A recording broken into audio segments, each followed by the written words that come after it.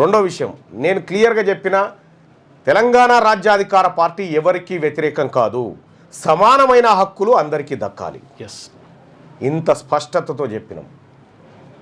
So అయినా తెలంగాణ అనే పదాన్ని టీఆర్ఎస్ పార్టీ నుంచి బీఆర్ఎస్గా మార్చిన సందర్భంలో తెలంగాణను గాలికి వదిలేసి తెలంగాణ ఆత్మగౌరవాన్ని గాలికి వదిలేసినటువంటి బీఆర్ఎస్ పార్టీ సహజంగా జీర్ణించుకుంటలేదు. ఈ తెలంగాణ అనే పదం మనం తీసేయగానే బీసీలు అందుకున్నారు కదా, మళ్ళెట్లా మనం తెలంగాణ రాష్ట్రంలో 1,02,000 మంది జనాభా ఉన్న రావులు వెలమలు 1,04,000 ఉన్నోనికే గింత ఆతృతుంటే 2.5 కోట్ల మంది ఉన్న బీసీల పరిస్థితి ఏంది?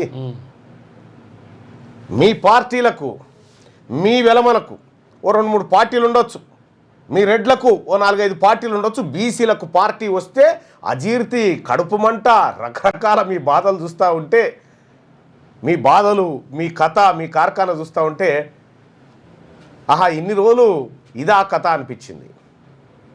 ఎస్, 100% చెప్తా ఉన్నాం, తెలంగాణ రాష్ట్రానికి చివరి ఓసీ సీఎం రేవంత్ రెడ్డే. ఇక మీరు రాసి పెట్టుకొని అయ్యే ప్రసక్తే లేదు. వచ్చేది బీసీల రాజ్యమే. తెలంగాణ రాజ్యాధికారం ఈ బీసీ ప్రజల చేతుల్లోకి రాబోతూ ఉంది తెలంగాణ రాజ్యాధికార పార్టీ తరఫున. ఇప్పటికే చాలామంది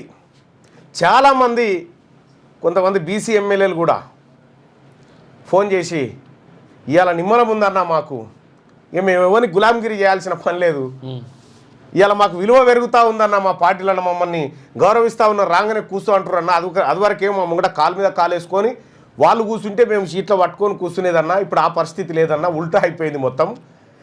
మీరు పార్టీ అనౌన్స్ చేస్తేనే గిట్లుంది పరిస్థితి, మాకు లేని విలువలు పెరుగుతూ ఉన్నాయి వీళ్ళ దగ్గర అని చెప్తా ఉన్నారు.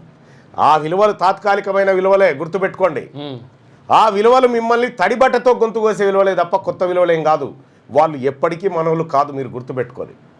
అందుకే బీసీలు తెలంగాణ రాష్ట్రంలో ఉన్న 2.5 కోట్ల మంది బీసీల ఆత్మగౌరవ పతాకమే ఇది.